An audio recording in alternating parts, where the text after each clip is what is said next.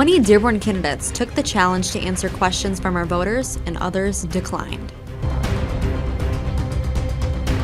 We will hear their answers on multiple issues such as defunding the police, floods and disaster recovery plans, property taxes, term limits, cutting down on city expenses, air pollution, marijuana, expansion of the police budget, increasing the current mills, having city documents translated, and how to promote and ensure accountability and transparency, as well as plans for Camp Dearborn, Hubbard Manor East and West Senior Apartment Complex, and much more.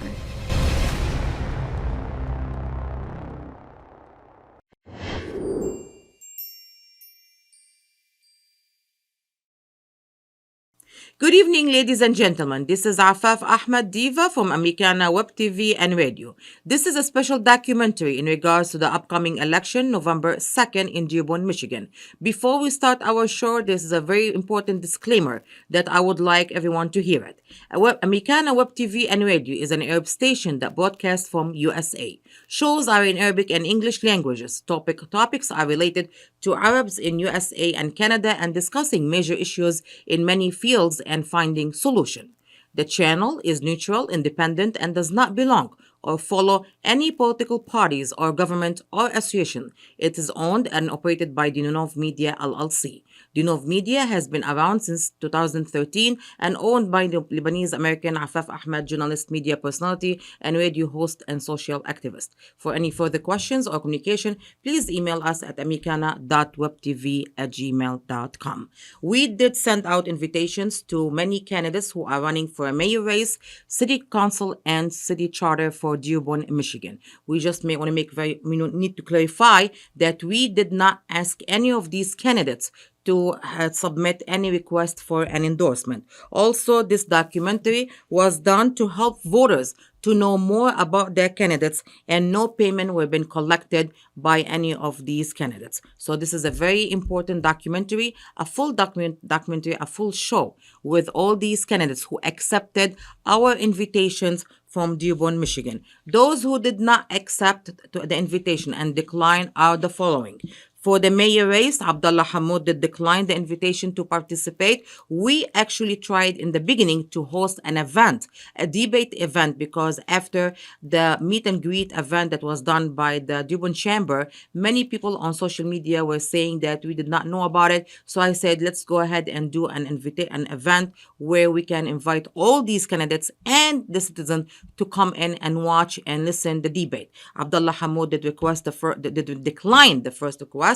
Also, when we went to the Plan B, which is the documentary, also he also declined the invitation. Mr. Giri Wanshak, he did confirm, and we thank him for coming and answering all the questions. For the City Council, we had total of 14 candidates who are running for this position. 11 did confirm the invitation to come and attend and answer the citizen questions, which are very important questions. Those who are declined are the following. Gary Enos, we had 4 attempts to reach him. He did not respond. Mustafa Hamoud, he was excited at the beginning for putting this together and he was going to attend, and then later on he declined. Michael Sarini, we tried our best to bring him in, and also he declined, mentioning that it's such schedule conflicts, although the current city councils, they did came in on those 2 days where we assigned and didn't have any conflicts. In regards to the Dearborn Charter, we have 22 total candidates who were running for this election. We have Rami Yunus, who pulled out of the race, so we end up with 22 candidates. Those who did not respond to us, we had Albert Abbas decline to participate, Hassan Abdullah also out of town, schedule conflicts, Ghassan Abdul Karim, he declined to participate, so those people, they respond to us and they decline. Elizabeth Bailey, also she schedule conflicts. Hussein Hashim declined to participate. Timothy Harrison, we also tried to attempt multiple times and did not respond. Shirley Hawkins, also same thing, conflict with schedule. Jamil Koja also couple attempts, did not respond. Jim O'Connor declined to participate. Fatima Saad, we tried to attempt to reach her out. She did not respond. Mansour Sharara also declined. L. Jail Walls, also we tried to reach out and no respond. And Jacqueline Zaidan, she did not respond, although we reached out to her, we text her, we have communication with her, but yet she did not respond for the invitation. So we give all the candidates 2 days, Tuesday and Thursdays last week, for long hours to pick the time slot. It's good for them, and yet some did reach us to us and others declined. We had total of 20 candidates who accept our invitation. 19 are confirmed and they came and record, and we have one did not receive their answers. We have from the 19 candidates, we have actually three candidates that had a serious, I'm sorry. I'm going to back up one more time. We have 20 candidates. We have 20 candidates who did confirm, not 19. We have 20 candidates who did confirm, but 3 candidates could not be able to come to the studio and be able to record, whether it's a health issue or whether it's an emergency, family emergency, and therefore from the city charter. And those names are Kimberly Ismail, Sam Hamedi, and Sharon Dolmage. Those 3 names, they could not be able to come to the studio for emergency, and we did accept to send to work out with them. We emailed them those questions and they sent us back the answers. So at the end of the city charter statements from the candidates who came to the studio, after they finished their statements, the 5 candidates, then I'm going to go and mention each of these 3 candidates, what were their answers that I have in front of me. And then after that, I'm going to go and give my opinion about this election, because I'm not satisfied, and many citizens and voters, include myself, are not satisfied what's happening in this community in regard to this election. And I'm going to state that in details at the end after we finish all the candidates. So we're going to start with the city council candidates' statements. We're going to, after that, go with Gary Warnshak's statement, and we're going to go with the city charter statement. And after that, I'll be back and I discuss everything in details, what's going on. And this show will be only in English language, and we're going to have the Arabic translation in full later on this week or next week, and we'll assign a special date for it, and we're going to announce it in our pages. Please make sure to follow our pages on Amikana Web TV and Radio, and also subscribe on YouTube, Amikana Web TV and Radio. In case if for any reason while we are Facebook Live, this show got disconnected, please continue watching this show at Amikana Web TV and Radio on YouTube channel. Please make sure to share this channel, share this live for the importance of this documentary, and I'm looking forward to see you at the end of the show.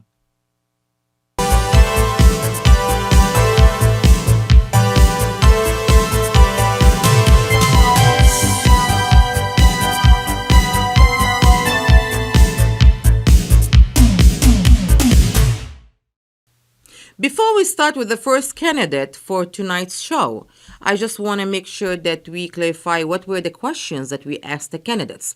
For the Dearborn City Council candidates, we asked them 7 questions, and the same 7 questions we addressed it also to Gary Warnshak, who is running for Dearborn mayor. The questions, because when you're going to listen to the candidates, you're going to hear their answers. So we're going to say what are the questions, and while each candidate will say their answers, we're going to have in the bottom the questions so you can know exactly what were the questions. The city council questions and the mayor also was as following. Question number 1, do you support defunding the police? If yes, why? Question number 2, why are property taxes are so high, and how can you fix this issue, and which projects you might look into to cut down the expenses, and will it include salaries cut for high-payee workers, including the mayor? Question number 3, Dearborn residents dealing with more flooding. Why does Dearborn keep flooding, and what can you do to solve this issue, and should the city compensate the citizens who have been impacted by the flood? Does the city need to establish a disaster recovery plan? Question number 4 about the air pollution in Dearborn, which is mainly the south end, has caused major health problems since it's close to industrial centers. What the cause and what's your plan in fixing this matter? Question number 5, marijuana has been a large issue for many communities, including Dearborn. Are you with or against having marijuana establishments within the city as sales, growing, or recreational marijuana? Question number 6, if you win this November 2021, are you planning to run for a new government seat next year? Question number 7, why should citizens vote for you? There was another question for after we're done from the city council, then we're gonna have Gary Warnshak question, which was the question. This was actually one of the questions that was sent by one of the citizens. What are your plans for Hubbard Manor East and Hubbard Manor West senior apartment complexes? Keep it or sell it? If so, what updates do you plan? I understand there is a large surplus of money in the budget for those two locations that has not been used for the purpose intended. How much and how long has that surplus been in holding? What is your plan for Camp Dearborn? Keep it or sell? If so, what updates do you plan? This question, the last one, it's a question from another citizen. You have been accused by many citizens, especially Arab Americans, that you are dividing the city through the mailers and throwing false accusations and statements about Abdullah Hamoud. What's your response? These were the questions for the city councils, the first 7 questions, and then we add 3 questions for Mr. Gary Warnshak, who's running for Dearborn mayor, to answer those questions. For the Dearborn City Charter, we give them 6 questions, and also we add at the end that they can explain to us exactly about a particular issue that we are facing in the city, such as flood, crimes, speeding, and much more, and they can pick one of this topic and they can give us their opinion. In regards to the 6 questions that we asked the Dearborn Charter, which was the following. The Dearborn City Charter is the backbone of legislation in Dearborn.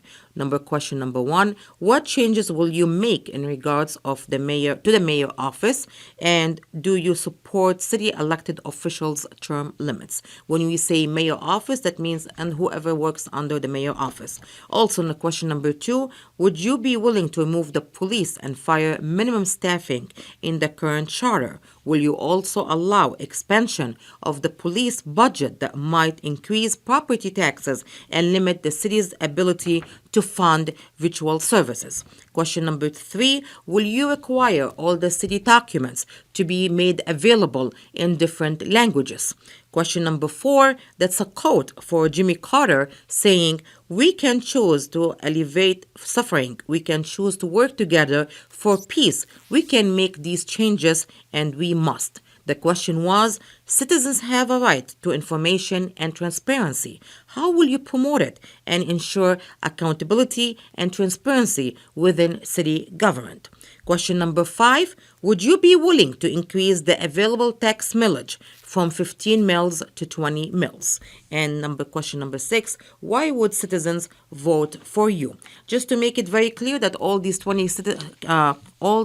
20 Dearborn candidates, we are going to publish next week their full and detailed answers for all the questions we did ask them, and also whatever they want to add on their statements. But today we are having this documentary to give you a short answers for those questions from those candidates, but in details we're gonna upload it next week on our pages, and many social media pages, in order to see their answers in details. So let's start right now with our Dearborn City Council candidates, the first 11, and then we're gonna go with Gary Warnshak, and then we're gonna go with Dearborn City Charter, and after that I'll see you after the last one interview with the City Charter, and then I'm gonna come in and give the input for the last 3 Dearborn charters who could not make it, and then I'm going to give my final statement about what's going on.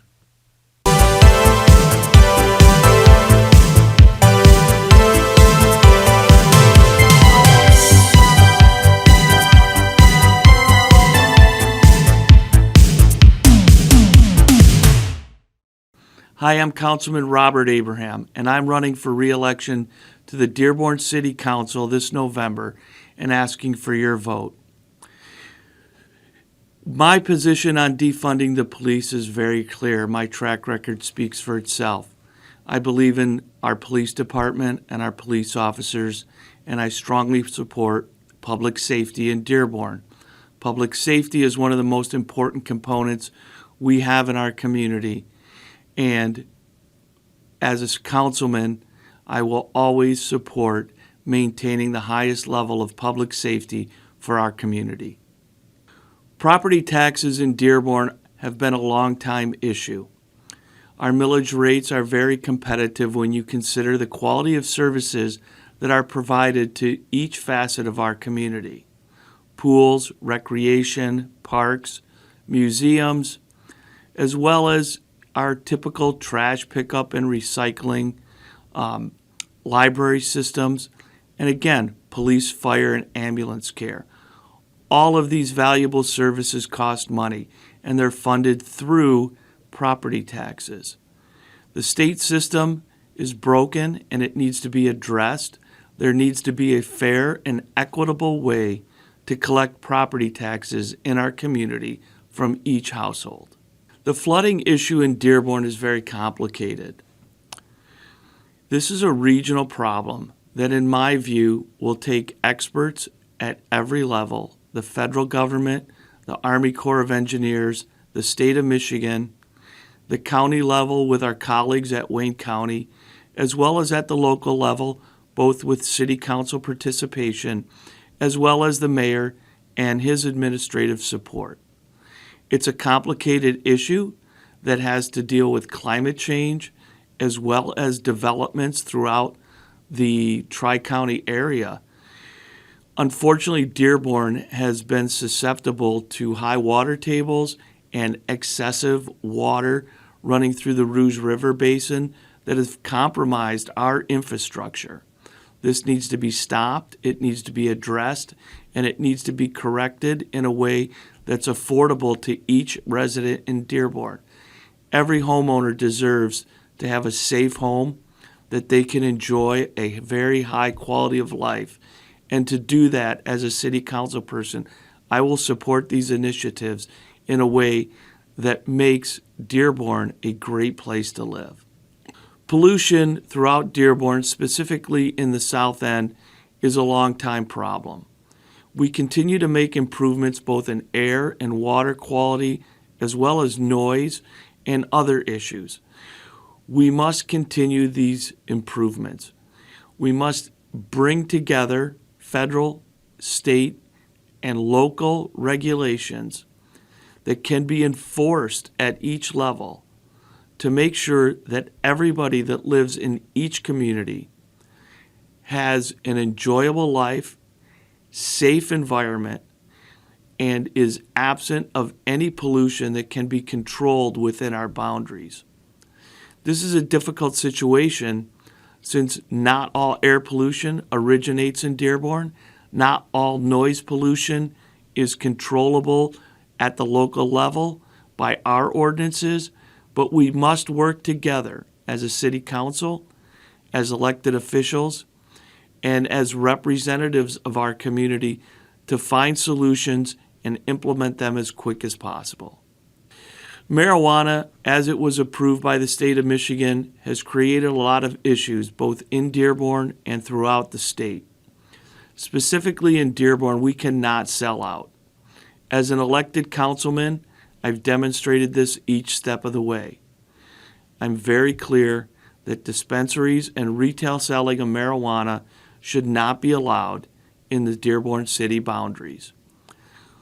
We have to find solutions to deal with the state regulations and the state mandates, but we have to maintain our communities and our neighborhoods as our very top priority.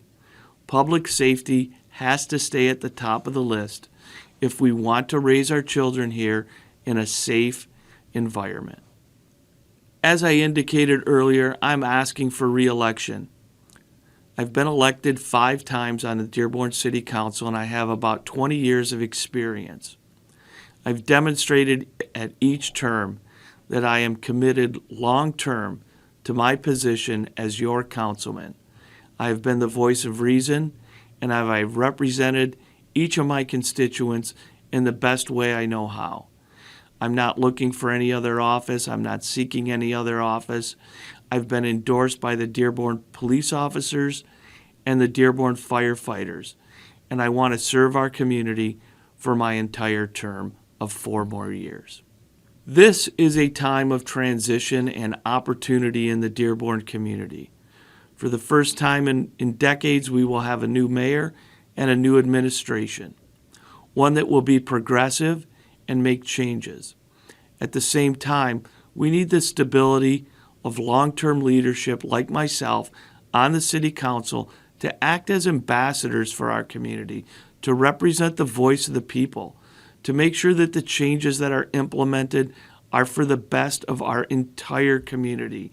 Every corner, every facet of our community has to be represented in a fair and equitable way. It's not a time to take chances. The taxpayer money is at risk. And with me, you get a professional that is educated and serves as a chief financial officer in the private sector. And I'm willing to lend my skills, my education, and my experience both in the private sector and the public sector as an elected official to every voter and every property owner in the city of Dearborn. And that's why I'm asking for your vote in November. I would love to continue to serve my hometown so that we can deliver the same type of neighborhoods and recreation and safety that I grew up with for you and your children. Thank you, and I look forward to your vote in November. Hi everyone, my name is Erin Burns, and I'm a candidate for re-election to Dearborn City Council this year. And I'd like to start by talking about funding for public safety in our police department specifically. Throughout my first term on council, I have always voted for funding for our police department and for public safety as a whole. Looking forward, I plan to continue to support those efforts. And I'm also looking at ways to fund and support work for folks in the community around mental health. I think that's a really key issue, and I would hope that funding and support for that would also be a support for our police officers and perhaps taking something off their plate and making their jobs a little bit more streamlined and straightforward. In addition, we also know that property taxes in Dearborn are high. That's an issue that is of serious concern to me. We want families and individuals to be able to afford homes in Dearborn now and into the future. And I can tell you that there are a few things as a council member that I have done and I'm looking to continue to do. One is to work closely with our city assessor to ensure that our process is fair and transparent.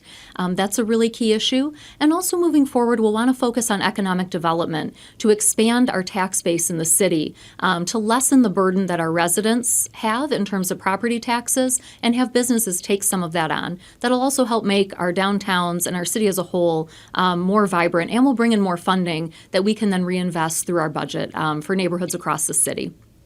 We know that in the last several years, Dearborn and the state as a whole have experienced tremendous amounts of rainfall in a short amount of time, and that many neighborhoods in Dearborn, specifically our East End and South End neighborhoods, have been disproportionately impacted by flooding.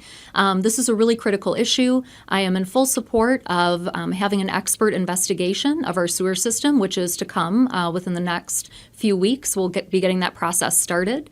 So we're looking forward to that. We also know that climate change is real, and we have to do everything we can to upgrade our sewer system and also have more spaces, green space in the city for rainwater to be absorbed. I think that's a really critical issue. We want to make sure that our residents and their homes are safe in every area of the city.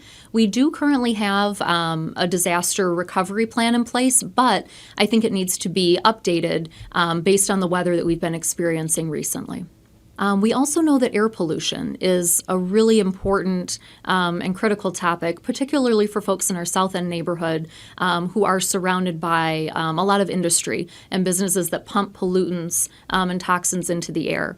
During my first term on council, we passed a first of its kind ordinance addressing fugitive dust, which is a really critical component. And now we're looking at storage of bulk solid materials, which we think will help as well. We have a lot more work to do, and council and the next mayor need to continue to work with residents to make sure their voices are heard, and our businesses as well to make sure that they're taking this seriously and doing their part to keep folks safe and make our air much cleaner for folks. Another key issue in the city is marijuana. Council has been studying this issue in terms of medical marijuana for the past several months.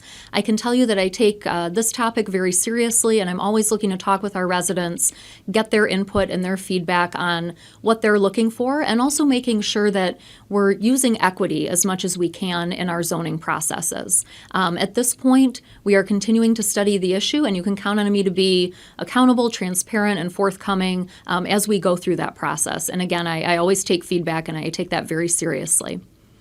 If I'm fortunate enough to be reelected to City Council in November, I am very much looking forward to continue to serve our community, every neighborhood, every person in this city.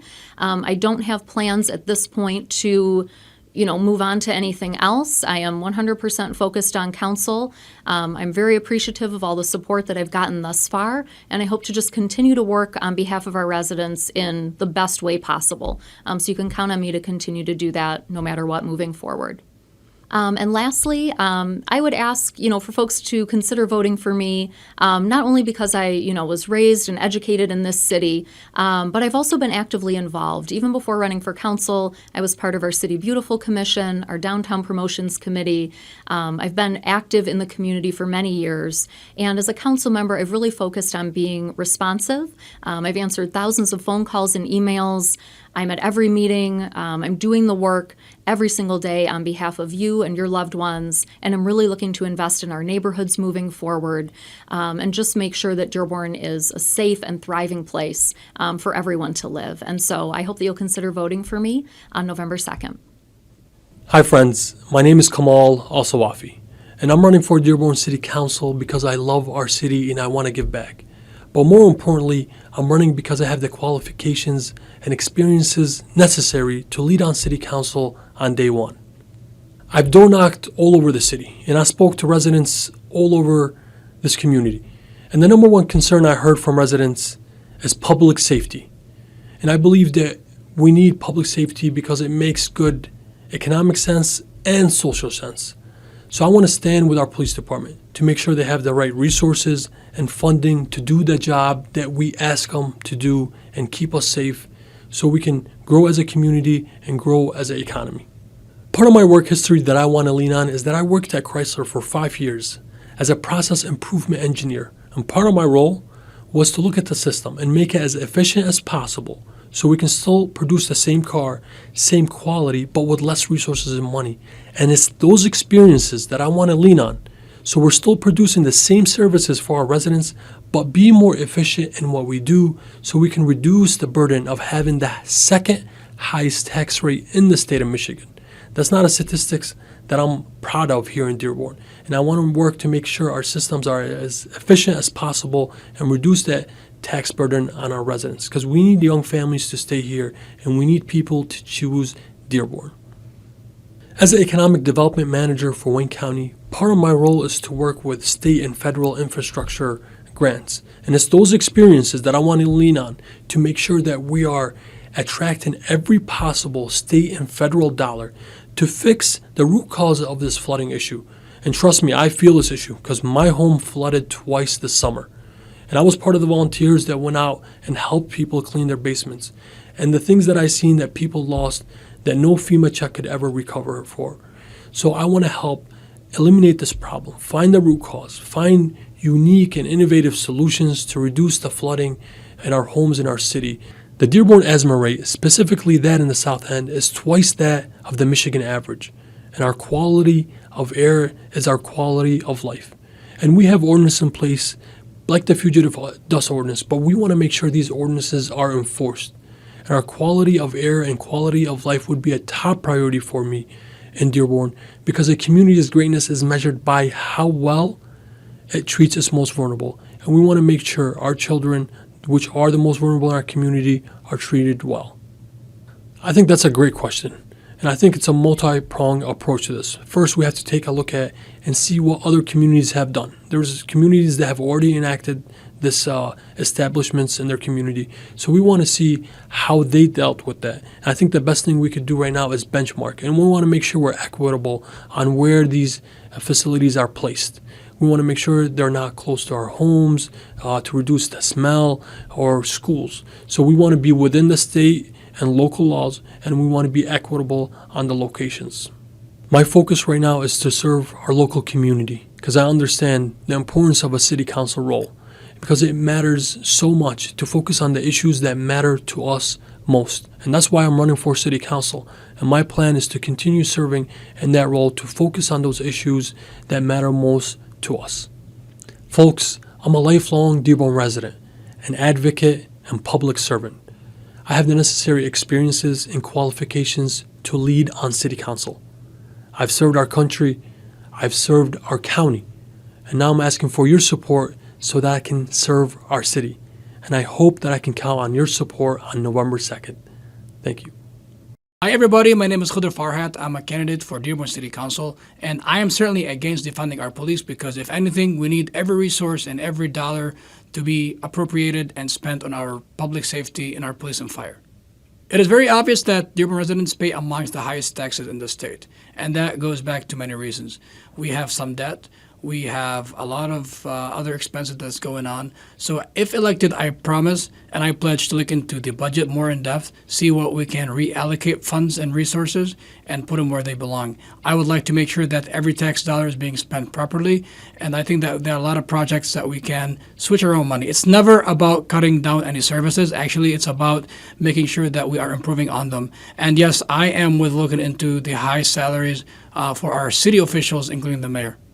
It is very unfortunate that a lot of our residents had experienced devastating floods for the past 7 years, especially 3 or 4 months ago, as we are talking today. That caused millions and millions of dollars in losses. I believe if elected, I firmly believe that we should establish a emergency fund. That fund should, yes, compensate our residents for any losses that they might have. Now, we might not be able to make everybody happy, but at least they should get something in return, especially those that do not have insurance, especially for flood insurance.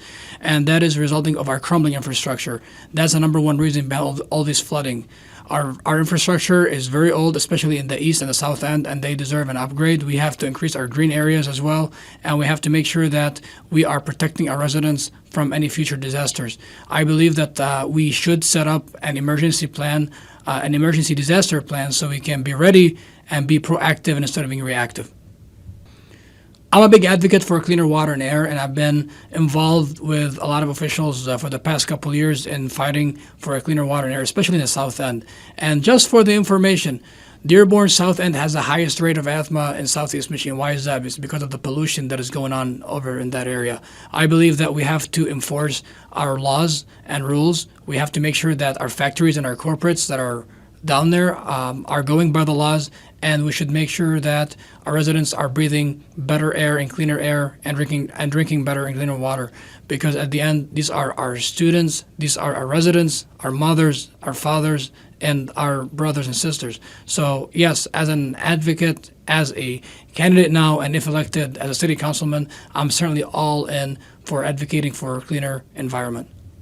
As a Dearborn community, we are facing so many social and economic problems and conflicts and challenges, and certainly marijuana and drug abuse is among the top. As a candidate, as a city councilman, if elected on November 2nd, I am against marijuana in every single way, shape, and form. This is not a secret, by the way. I've been shared all the debates, all the public events, and all the written forums as well. So I am against it.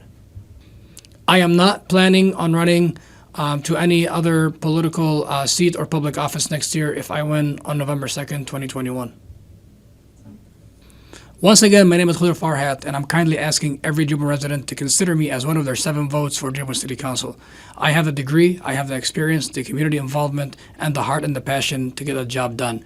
I'm running because I would like to ensure that every Dearborn resident, regardless of where they live, how they look, their language, their ethnicity, their religion, to have access to equitable resources pools, accommodations, parks, lowering our property taxes, fixing our crumbling infrastructure, and making sure that our youth and all the residents, our elderly and disabled, are also treated equally and with integrity and respect. I'm running because I can get everybody around the table, and best of all, I am not shy to stand up for whatever that is wrong and standing up for whatever that is in the best interest of our city and our residents. Thank you so much. Hi, folks. My name is Ken Paris, and I've been asked a question about defunding the police. I was a police officer for nearly 39 years in the community of Dearborn, both with the City of Dearborn Police Department for almost 28 years, and then another 12 at the University of Michigan Dearborn Public Safety Department. This is not the time to defund the police. If you look at the myriad of issues in law enforcement today, it's not the time. There's other names for defunding, whether you want to reimagine, you want to reallocate resources, but now it's not the time to think about defunding the police, especially with escalating crime issues. Property taxes, I'd like to explain that there are probably high-wage workers in the city. I don't think that the mayor should have his pay cut at the time. There is a compensation board that meets every 2 years that establishes the rates for employees such as city council and the city clerk and the mayor elected officials.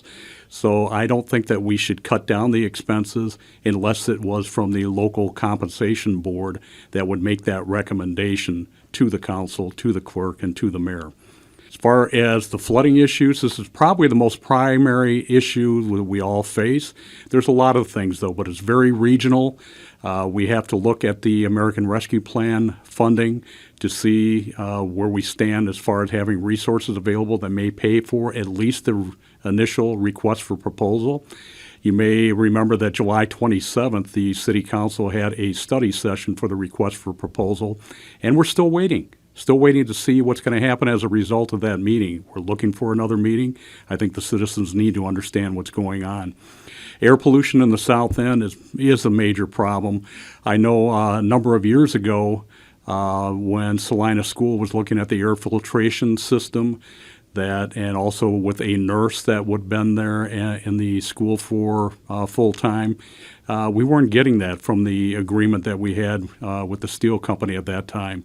I went to city council at that time and inquired about it, and even though they did not get a full-time nurse, I'm fully aware of a lot of the pollution issues, and that also includes marijuana.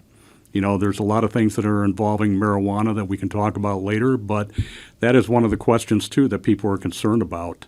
I'm not exactly for any recreational marijuana in the city, but medical marijuana, we really don't have a choice. It's in our neighborhoods now to begin with.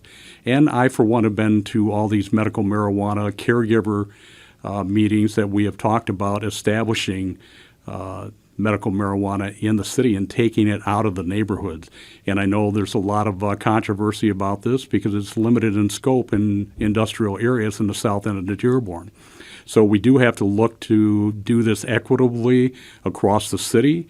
And as far as recreational marijuana now, as far as actually having licensed facilities, I'm not for that. But we do have 5 operating medical marijuana facilities now in Dearborn that people may not be aware about. There is a moratorium on that until sometime in December coming up. As far as November, I don't plan on running for any other office. Listen, folks, I'm 65 years old. I'm ready to retire again. I spent a lot of years in law enforcement. I have no ambition to go for any other office other than being elected and being endorsed by you, the residents, to vote for me. I've been to so many city council and related meetings. I probably missed only a couple budget meetings in the last 5 years. Obviously, I'm pro-police and fire, but I still want to hold them accountable too. And we do need to make sure that we do have good services in the city, always starting with police and fire, and then getting our trash picked up, which is another issue we'll talk about sometime with the GFL contract that will be up at the end of June.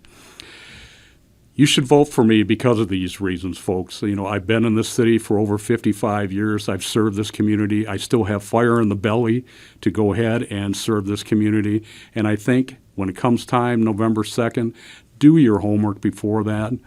Take a look at the candidates, and I'm sure when the dust settles, Ken Paris is going to be one of your people that you're going to vote for city council on November 2nd. Please, I'd love to have your vote. Earn your vote. Thank you. Just like the federal government, the city government has a system of checks and balances in place. And if you look at the three branches of government locally, the president would be equivalent to the mayor, and the city council is like your Congress. We are responsible for the budget and for instituting the laws in the city. So when we look at the operations of the police department, we already have a structure in place in which the mayor's office appoints the police chief and is responsible for the day-to-day operations of what happens in the police department. The police chief is accountable to the mayor. The way the city council is involved in operating the police department is through their budget. And each year we evaluate the budget and, of course, throughout the year. So if there's some way that the funds should be allocated differently to better serve the public, we have the opportunity to do that all year long. Because we already have this system in place with the checks and balances, doesn't necessarily mean there's not room for improvement. So I'm always willing to work with residents on commissions and committees to get public input. That's the form of our government being a democracy. So I don't think we need a special oversight committee for the police department, but I always welcome input in how we can do things better in Dearborn, whether it's for the police department or any other department of city operations. As residents pay their property taxes each year, they get a bill that details where the funds go. If you look carefully at that, you'll notice that about a third of the funds actually stay here in Dearborn, a little over a third, stay in Dearborn for your city operations and your city services, like your trash collection, cleaning the streets, keeping the streets lit, and of course, public safety. Number one, our police and fire. That's what our residents value the most, is that we have top-notch public safety. The other funds that are collected on your property tax bill go to the schools and to the county and to things that we've taxed ourselves for, like the zoo and county parks. So we have to look carefully at the amount that is collected and stays here in Dearborn. That's the budget that we control. The mayor sets the budget and the city council then approves it. When we look at being able to reduce the budget from where it's operating right now, we have to recognize that every year the city council is responsible for approving a balanced budget. There's not a slush fund of extra money that's set aside, and so we actually have expenses that are being paid with every dollar that's collected. So there's not a lot of wiggle room, and we have to be very judicious in how we look at reallocating funds. So when the new mayor comes in January, one of the first things they're going to have to do is start working on next year's budget, on the 2022 budget. And we can always look for efficiencies and ways to improve. So the city council will work with the mayor in being able to adopt a balanced budget before it's implemented in July of 2022. Over the last 20 years, Dearborn has seen unheard of flooding. And especially in 2021 here, we've seen flood after flood devastating some of our residents' homes and their lives. So it's become a top priority for the current administration and the city council to figure out what can we do going forward to give our residents relief and to provide them further assistance. Sitting on city council, already, I've approved spending funds in order to bring in a third party to evaluate our sewer system. And what we're looking at is a 100-year-old system that is not serving us well now. We also have the disadvantage of being at the bottom of the Rouge watershed. So all the water that's upstream is coming down through the Rouge River, filling it up before our sewers can even empty water into the river. And that means that it stays in our pipes until there's room in the river for the water to flow out. One of the things that I learned this summer was that none of our system there's no switches and it's not automated in any way. It's all gravity driven. So we need to look at different ways for our sewer system to operate so that we don't have this flooding that's devastating the families here in Dearborn. In addition to the study and changing the system, which is going to be a slow process, obviously it's taken 100 years to build the system we have right now, and it's going to take some time to correct anything that's found that may be wrong with the system. But there are other things that we need to do, such as seeking aid for our residents who want to put in backflow preventers and sump pumps. There are grant funds available if the city applies for them, and we need to make that available to our residents so that they can take action to either use pumps or put in French drains, things to protect their home as we see increased rainfall that isn't going to go away. The other thing is that the city needs to be creative in using green space to be able to hold water temporarily, store it before it's released into the Rouge River. And we can get creative with the space that we already have, but we also need to set aside additional space for rain gardens and perhaps underground places to store the water before it goes into the river. So this would be a part of an overall sustainability plan, and also an emergency management plan that needs to be more detailed on how we deal with these situations when they arise so that we can provide immediate relief to residents when they've seen flooding in their homes and they know where they can turn for help instead of scrambling to figure out what they're going to do next when their homes have been devastated. I'm eager to work with other members on council and the public to come up with creative solutions to provide relief to our residents and implement a long-term strategy for environmental sustainability. Dearborn's 100-year history is that we are an industrial city. We're fortunate that Ford Motor Company is headquartered here and that its plant and suppliers provide lots of jobs and pay taxes here in Dearborn. But we have to make sure that it's not at the expense of residents' quality of life. So there are a couple of ways that Dearborn can help make sure that air quality and the ground are kept cleaner than it has been in the past. We can continue to partner with our state and federal agencies who are actually responsible for monitoring the pollution that comes out of smokestacks and setting the levels of pollution that are allowed. We can monitor and we can pressure them to make sure that they don't allow polluters to increase the amount of pollution that they're allowed to emit, and that they are held accountable for the pollution that they do emit. We can also make sure that the companies around us are using the latest technology to make sure that quality of life nearby is not impacted by the business that they do. 10 years ago, Michiganders legalized recreational marijuana in our state and also legalized medical marijuana. It's a very complex set of laws that governs marijuana growth and distribution at the state level, as well as how it impacts us at the city level. What we know is that back then, when it was approved at the state level, residents in Dearborn voted almost 50-50. 50% voted for legalizing marijuana and 50% against legalizing marijuana. So we have to take that into consideration when we figure out how Dearborn is going to implement the requirements of the state law. We're required by state to allow the growth and distribution of medical marijuana, and right now that's being done out of people's homes legally.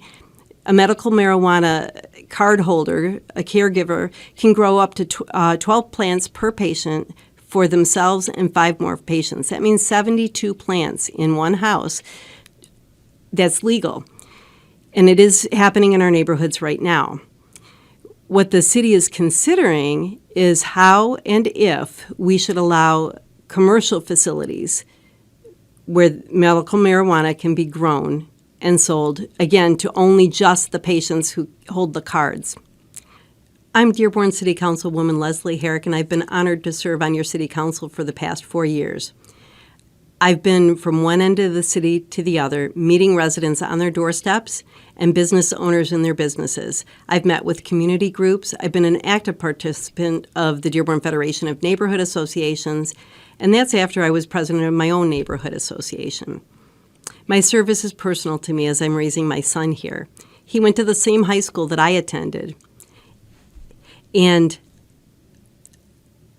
the reasons why you should consider me beyond any of the other city council candidates, because a lot of us have similar qualifications, but I'm the only council candidate who's certified by the Michigan Municipal League. I've been through training and courses to better prepare me to continue to serve you in managing the city's budget and looking for ways that we can be creative to meet your needs for today and looking long-term into the future.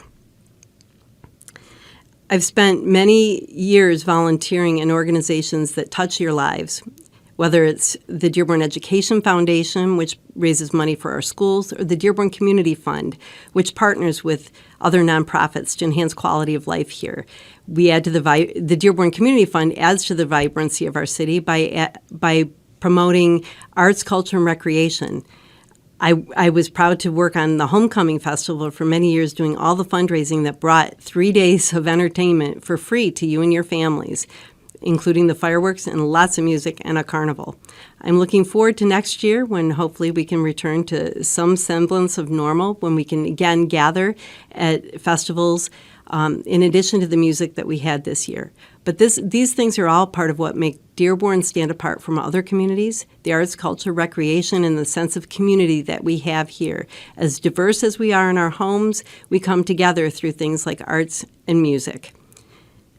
So please, learn more about me at www.leslieherrickfordearborn.com or reach out to me if you have any questions regarding my experience or how we can work together to build Dearborn's future. Thank you. Hello, my name is Saeed Al-Awadi. I'm your Dearborn City Council candidate. In regards to defunding our police department, I would rather ensure that our police and fire department have the proper funding, the proper training, the proper or necessary resources to make sure that we keep our families safe. In regards to our property taxes, we need to make sure that we don't keep increasing our residents' property taxes, because we're seeing people trying to move out of the city of Dearborn. So with my accounting and tax preparation experience for over 20 years, I think we can look at all the allocations to make sure that we use our funding proper and efficient. Flooding of last June, I think that is a very devastating situation, and we need to make sure this doesn't continue to reoccur. We need to make sure that we reach out to our state, our county, and our federal so that they can support updating and upgrading our infrastructure to avoid any devastating floods. With the air pollution in our city, it has been going on for a very long time. We need to have people that can work with the companies that are polluting our city, and make sure that we have some sort of a dialogue to prevent this pollution to continue the way it has been, to make sure that our community is safe of clean air. In regards to the marijuana issue, I know we've had several discussions in the council, outside of the council. We need to make sure we review and reassess to make the proper decision in that regard. We need to listen to our resident and see what they really want to do, and make sure we take it seriously enough to make sure that we make the proper or the right decision in regards to the sales or growing of marijuana. If I win, or when I win, I do not plan on running for any other office. I'm a very loyal, very dedicated and committed individual. I will continue to serve in the City Council for the full term. Dearborn residents should consider Saeed Al-Awadi to be their next City Council member. I've lived in the city of Dearborn for over 40 years. I've been serving the city for more than 25 years. I sit on the Police Department Traffic Commission for the last 8 years. Prior to that, I was a precinct delegate. I've been a founding member and a board of director of many nonprofit organizations. I advocated very much for our census during 2019 and 2020. I provided a lot of ongoing support during the pandemic with vaccines, with the COVID testing, with food drives, and also assisting our local businesses apply for grants. I hope that I'm one of your 7 choice for City Council. Thank you, and have a pleasant day. In regards to Khalil Uthman, who is running for Dearborn City Council, he gave his statement in Arabic language. I'm going to say it in English, but very quickly, the translation. He is standing with the police and firefighters, and he believed that we need to continue to support them and fund them, but they need to be held accountable on the way how they deal with the budget and also the employment, and supposed to be like diversity and not like strictly to a race or to a color, and it has to be diversity when coming to the employment of the police officers and also the firefighters. In regard to the high taxes, he said that the main issue is the citizen, because when we have like a proposal at the ballots, the citizens are the one who are responsible mainly for increasing the property taxes. And currently right now there is a new proposal is going to be on November 2nd asking people to renew the $10 million, and if this happen, then it's going to help in increasing, it's going to create increasing in taxes. But if we vote no, then the taxes of the property will go down. In regard to the flood that we have lately, he said that the current administration and also the current city council, they failed to save the city, although they should learn from 2014 what happened. Besides, the citizen never get compensation for all the damages that happened to them. And he will make sure that he will set a disaster plan, since his work experience for the disasters, that he will help the citizen to come up with a plan to help the city and also the citizen. In regards to the air pollution, he said this is a big problem, and in case if he got elected, he's gonna work out with the rest of the candidates, the city candidates, that they need to find a way to hold these big companies that they're causing the pollution to be accountable for all this disaster.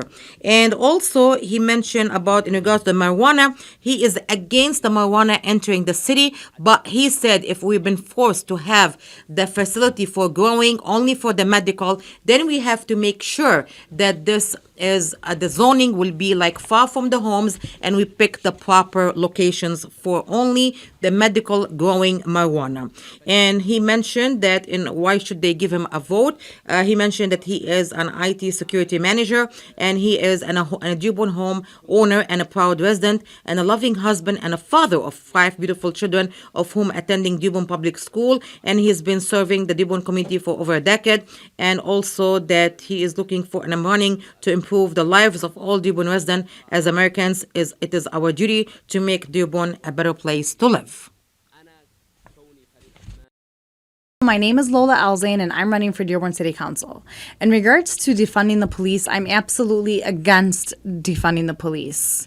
Having a strong police department is essential to growing the community and making sure that our families and our children feel that the environment that they live in is safe and secure. So with that being said, I'm against defunding the police. I feel like having a strong police department is part of the progression of the city of Dearborn. Regarding property taxes and why they're so high, I believe that we do have quite high millage rates. However, we have to keep in mind that we do have the second largest city in Wayne County, as well as the 7th largest city in the entire state of Michigan. There is a way we'll be able to reduce those property taxes. It's probably not going to happen overnight. I have different ideas that I believe we could bring to the table, such as perhaps imposing a commercial tax roll that could alleviate some of those property taxes off of our residents, and we can use that, as well as eliminating wasteful spending. So we have to approach the property tax issue very strategically, and I believe that we'll be able to make a change. Regarding the flooding issues in Dearborn, I believe that it's important that we transition from a gray infrastructure to a green infrastructure. And with that being said, we need to have an immediate investigation of why the flooding is happening, as well as tap into state and federal resources for funding, and they will at that point be able to help us transition that infrastructure. Regarding air pollution in Dearborn, so air pollution, there is an organization called OSHA that will fine companies that are not following certain local ordinances. So we need to start with the city. Air pollution has become a huge issue, especially in the South End. When we transition from a gray infrastructure to a green infrastructure, that will help with pollution. However, it's time for the city to step in and force these companies in the South End to completely change their systems within, completely change their gray infrastructure inside of their buildings to a green infrastructure, and also eliminate pollution by forcing them to have clean boiler systems. And in the event that these companies don't follow those rules, we need to start fining them, because enough is enough. And the city, as well as these companies, have not really done anything to help the people of the South End. So I think it's important that we finally face this issue once and for all. And I know that once elected, that's one of the first issues that I plan on targeting. Marijuana, I understand, is a large issue for communities. I'm absolutely against having any marijuana establishments within our city. If I win this election, I have no plans for running for any other seat, not now, not in the near future. My intention is to serve the full 4-year term. And I want you as residents to vote for me for a number of reasons. So the few endorsements that I have received, I have not publicized, because the only endorsement that matters to me is your endorsement as a resident. I'm a very, very, very passionate person. I'm a very vocal person, and I'm loud. When I'm passionate about an issue, I'm very loud about it. My legal background and my business background, I know what I have to bring to the table. I know what I'm capable of doing, and I believe in my heart that these changes will happen once I'm elected. And I promise you, for every resident that voted for me, I want you to look back in 4 years and be so happy that you voted for me. And I promise you, you will not regret voting for me. Thank you, and don't forget to vote for Lola Alzane for Dearborn City Council on or before November 2nd. Hello, my name's Silvio Davis, and I'm running for City Council. Regarding the question to support defunding the police, I do not support defunding the police. The reason why, I feel that if we defund the police and we take police officers off the street or take money away from them, people are going to feel unsafe and they're going to want to leave our city. So I am fully supporting the police. I do feel our property taxes are high. How can I fix this issue is going to be once I get on to evaluate where all of our taxes go, department by department, line by line. I think along with our city charter that's coming up, that's going to be something that we're all going to review and work as a team to try to figure out how we can either make some cuts, save some money, or look into technology to save money in our city services. I don't want to comment on the salary part of this. It's something that I just want to review, learn more about, and understand before I can answer that. My understanding regarding the flooding is that our infrastructure is old and outdated and needs to be updated. We need to maintain it correctly and invest in getting our infrastructure up to date so it can handle the water that comes through. I do feel that we do need a disaster recovery plan. Seeing what we've just went through the last 4 or 5 months, we need to have something in place as a city to make sure that we address the disaster when it happens immediately. The cause of air pollution in the South End is directly to the industrial manufacturers that are over there. They're planning on fixing it, so we need to look in technology and how we can tax and get money to decrease that pollution and how we can maintain it so everyone is safe in the South End. I am against having marijuana establishments in Dearborn. I don't think it's a good fit for our city. This is a big if, but I will not be running for any future seating. I have been involved with volunteer work for over 10 years with the Dearborn Goodfellows, the Kiwanis Club, the Rotary Club, Save Our Pools, the Special Olympics. Over the years, I've made so many connections and just feel that I have been visible in the community, and that's why I feel I will be a voice for you. Thank you. I'm a single mom of 2 kids that are 5 and 2.5 years old, and I live with a mom who's 72 years old. And the man of the house is my 5-year-old son. And I care about safety and policing. And I'm not for defunding the police. I care about our safety. So, no, I do not support defunding the police, but I do care about accountability in policing. When we talk about property taxes, we have to talk about spending. And when we look at our spending, we have to look at all the different projects that the city spent on. We spent $8.5 million on the art space lofts. We spent $4 million almost on a Dunworth bathhouse, $500,000 on a logo, $200,000 on COVID tents that went up after restaurants opened. Directors get paid $200,000 salaries, and the mayor gets paid more than the governor of the state of Michigan. Yes, I do think that we overspend. And if we can reduce some of that fat, if we can trim some of that fat, I do believe that there is room to reduce some of the taxes and the burdens on the residents. I do believe that the city needs to establish a recovery fund to help residents in emergencies. As an environmental activist, I've already done the work in bringing green infrastructure into the city. I fought when green space has been taken away and replaced with parking lots. I've brought hundreds of trees and rain gardens into the city to help mitigate flooding over the years, and I'm continuing to do the work using corporate grants and grants from the state and federal government through nonprofits. Hopefully, I will continue to do more in the upcoming years, but I do need to get onto city council in order to do more work. I'm the only one with a platform right now that includes helping to bring a retention basin into the city and hopefully create a solar field that will move Dearborn into the right direction. Being a South End resident for over 30 years, I've lived there, and I know that the causes of air pollution come from particulate matter, come from the factory, and come from different mobile sources. I've been fighting air pollution for much of my life. I've been affected by it, and so have many of my family members. I've watched many neighbors die from it and have been fighting it for a very long time. For the last few years, I've pushed Eagle to change their permitting processes to include language, plain language in their notices, as well as translation. I've worked with the city in changing the language of the fugitive air dust ordinance. I'm even working with the city now to include language on the anti-idling ordinance. And I've also worked with the steel mill at present in a supplemental environmental project that will bring clean air to residents, thousands of residents, using home air purifiers. The city of Dearborn has passed an ordinance last year to allow large grow facilities within 150 feet of residents' homes, mosques, churches, and schools.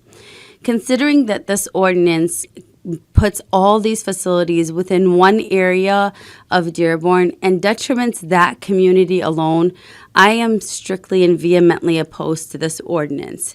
Now, I've asked residents from all parts of Dearborn how they felt about having large grow facilities within 150 feet of their homes, and nobody has approved of it. I've not heard of anybody actually saying that they're okay with that kind of a facility being within 150 feet of their homes. And that said, I am opposed to the ordinance as it stands. Now, that's not the same as saying marijuana sales in Dearborn. I would be open to that, considering if the residents were open to it. And I would want to go from there. But large grow facilities and the ordinance as it stands, detrimenting one population of Dearborn or one area of Dearborn is just not fair. I win in November. I'm not planning to run for any new government seat next year, because I've been doing the work for decades. I've been giving a voice to the voiceless. I've been going to city meetings, council meetings, recreation meetings, school board meetings, what have you. I've been calling out wrong when I see it. I have the tenacity and strength to do that, and I will continue to do that, because I cannot stand to see another neighbor die of cancer, another tire go flat because of a pothole, another park go neglected, another library close, another tax dollar go wasted. You should vote for me because I want accountability, because I want to see a better Dearborn, and because we can get there together. Go vote for Sam. Thank you.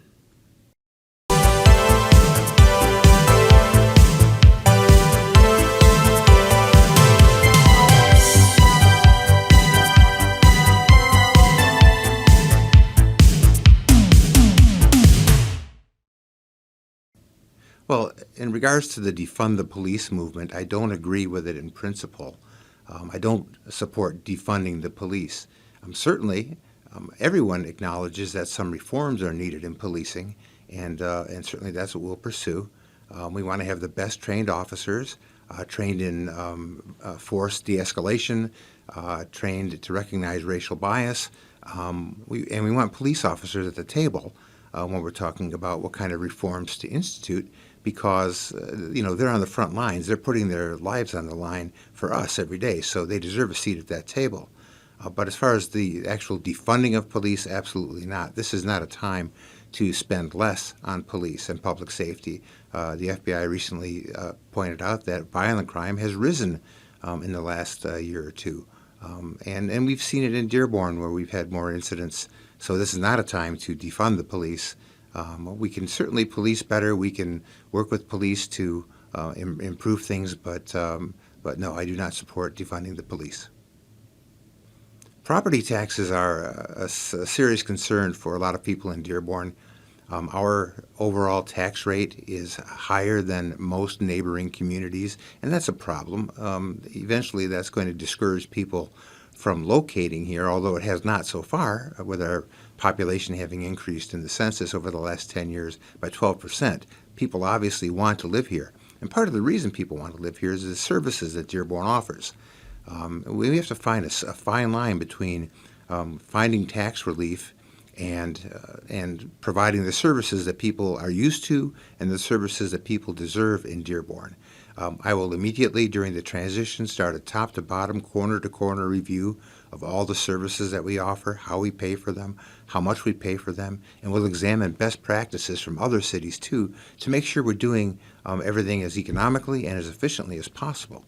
Whether that means significant tax relief, I would temper expectations about that, because the city tax rate is only about 43% of your total tax bill, the rest being the schools and the county. So while the city can and should try to exert downward pressure on our city tax rate, we have no control over the taxes levied by the county, the school district, or other taxing entities. So as a result, we're certainly going to try to do our part to keep a lid on property taxes, drive them downward. But remember, the city is only one part of that equation. The flooding affected people in catastrophic ways this past summer. At the end of June, I've never seen anything like it, quite frankly. We have to get to the bottom of why this happened. The City Council, I think, has made a good move to get an independent study on exactly why this happened, because until we know the actual cause, we can guess. We can say that these pumps weren't working, or we didn't have enough sewage capacity here, but we really need to know why this flooding occurred before we can address it entirely. I can talk about the usual things that you would think of, expanding our natural flood plains, maybe some retention basins so we have some place for the water to go during heavy rains. But also there's some technologies we could look into. Smart sewer technology is something that was developed by the University of Notre Dame researchers that actually puts sensors and pumps into individual sewer lines and helps to recognize when sewers are reaching capacity, and then pumps kind of flush that water through a little quicker. In real time, we can monitor what's happening. I'm not certain that we can utilize this technology, but that's the sort of thinking outside of the box that we need to do because we don't want this flooding to continue. Eventually, if that were to continue, it would not only devastate our residents, it would devastate our tax base, our property values would fall. So it's definitely something that needs to be addressed, and not later. It needs to be addressed right away. Air pollution, especially in the south end of Dearborn, has been a problem for a long time. We can work with the industries down there. The mayor needs to be personally involved and proactive with the companies that create this pollution to make sure that they know that we're not going to tolerate it. We're going to oppose any permits that they seek to try to increase the emissions into the air, and we're going to ask them to be good neighbors with the people of the South End by doing everything they can to mitigate the pollution that has been affecting that area for a long time. Also, the mayor should also address some of the trucking companies in the area that kick up a lot of dust when they come through the neighborhoods. Maybe there are different routes they could take. Maybe there are different ways they could drive to minimize the kicking up of dust. All of these pollutants are quality of life issues in the South End, and I take that very seriously. On the topic of marijuana, I simply say that we need to respect the neighborhood's wishes. And our neighborhoods are opposed to having anything to do with marijuana, especially in the South End and in certain areas of town. Obviously, we know that we can't supersede state law on what we do, but my rule of thumb is going to be we're not going to invite any sales of recreational marijuana. We don't need dispensaries in town. It's not worthwhile as far as the money that's in it for the city, but also our residents, we're very split, very divided on the topic of recreational marijuana. So my rule of thumb is going to be to oppose any sales of recreational marijuana in the city. If I am fortunate enough and blessed by the people of Dearborn to be elected mayor of this great city, that is not going to be a stepping stone for me. This is not going to be something that I'm using for ambition. I absolutely will. I finish what I start. I don't start a term and then leave in the middle of it. I'm going to definitely, if elected, I'm going to be mayor of Dearborn for the entire term. And as for the future, that will be up to the voters of Dearborn. But I do not plan on running for any additional seats in any level of government if I am fortunate enough to be elected mayor of Dearborn. I've been asked about the senior high-rises, Hubbard Manor East, Hubbard Manor West, and I understand that they fall into some disrepair, and some of the residents there are concerned on whether or not there are plans to sell those buildings. And I want to assure them, assure those who have made their homes in these buildings with a commitment from the city that these buildings would be there for them and be their homes. I have no intention of selling any of those properties, and I will do immediately as part of the top-to-bottom review when we are in our transition period. We're going to recognize any of the upgrades that need to be done, and we're going to figure out how to get them done. If there's money that they have in surplus, we'll use that. But definitely, our senior citizens have always been so dear and so important to me. That if they have made that move on good faith that the city was going to provide these apartments for them, we're going to make sure that they're in good shape, that their health concerns are met, and that definitely we're not going to try to sell them out from under them and leave them wondering where they're going to go. As for Camp Dearborn, like so many people, I grew up enjoying Camp Dearborn. I've been out to Camp Dearborn in recent years, less than when I was growing up, of course, but it's still a wonderful place, and it's an asset for the city. It's also a fairly break-even proposition financially. The city owns oil and gas leases, has oil and gas leases from companies that are pumping natural gas and oil at Camp Dearborn, and we get some revenue from that. But what we really need to do with Camp Dearborn is to maybe reimagine it somewhat and market it better to the people of Dearborn so that they know it's out there and make it easier for them to take advantage of this really wonderful amenity we have. Originally, it was a place that people could go to because they couldn't afford to go to a cottage up north or something. And the concept still remains. It's nearby, but far enough away that it's like a vacation. And it's always been a great place, and I certainly intend to keep it that way. And I would have no plans to recommend sale of Camp Dearborn. There's been some conversation, mostly from supporters of my opponent, that somehow my campaign is being divisive in the city, trying to divide the city. Nothing could be further from the truth. In fact, my entire career as a state representative and Wayne County Commissioner demonstrates that I have served the entire community of Dearborn well, and that includes the Arab and Muslim communities. To think that I'm being divisive at all because I'm being hard-hitting, perhaps, in this campaign, and this is not the case. I mean, I know that it's something that will help generate sympathy for my opponent, perhaps, but that's not the intention. What I do is I never let anything go out from my campaign that doesn't have my name on it. There's no anonymous stuff there, and everything that I ever discuss in my campaigns in relation to my opponent is factual, documentable, and I bend over backwards to make sure that it's fair and accurate.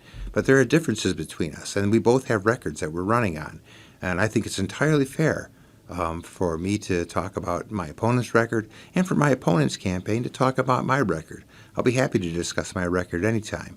But as far as being divisive, I think that's just a ploy that they hope will stick in the Arab American community to somehow think that because I'm being aggressive in comparing my record to his, that somehow I'm being divisive.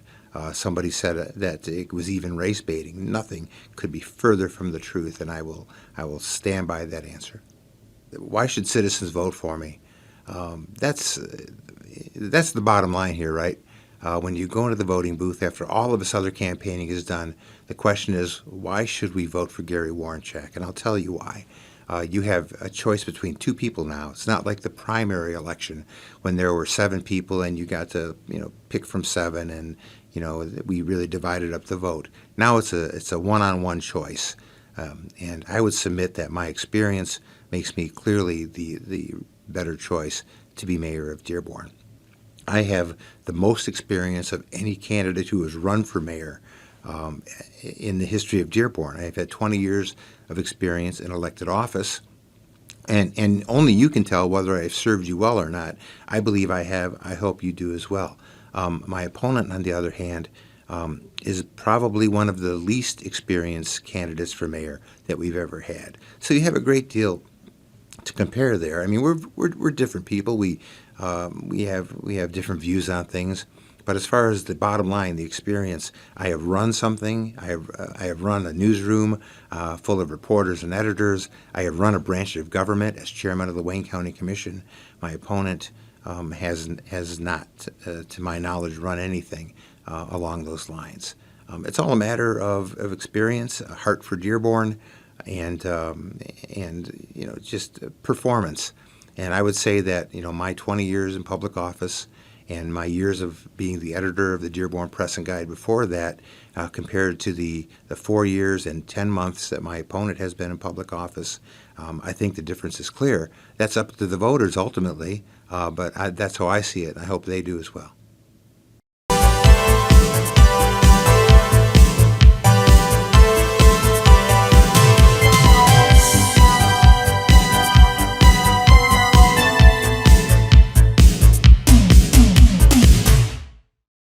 My name is Michael Koontz. I'm running for the City of Dearborn Charter Commission. I'm a business owner and operator based here in Dearborn. I've owned my business, Visual Roan and Media Productions, for almost 22 years based here in Dearborn. I provide photo, video, and event production services for clients across the country and locally here in the state. I'm a photographer and video producer as well. I'm a freelance photojournalist for Media News Group. You may have seen my photos and videos or photos and stories in the Press and Guide and Times Herald. I am a chamber member, active chamber member, of the Southern Wayne Regional Chamber. I'm also a Boy Scout Commissioner and Merit Badge Leader, or Merit Badge Counselor, for the Boy Scouts of America through the Mohican District of Michigan Crossroads Council, based here in Michigan. I'm a Dearborn resident and homeowner for almost 20 years. In regards to term limits, I am a proponent of term limits. I believe, like every elected office, we ought to have elected officials in office for a certain length of time, whether it be 2, 4, or some derivative of that. They should not be in office for as long as they wish to serve. They need to be term limited. It gives an opportunity for other people to come in and serve in that position, and to give different voices and different opinions and different actions to move our city forward.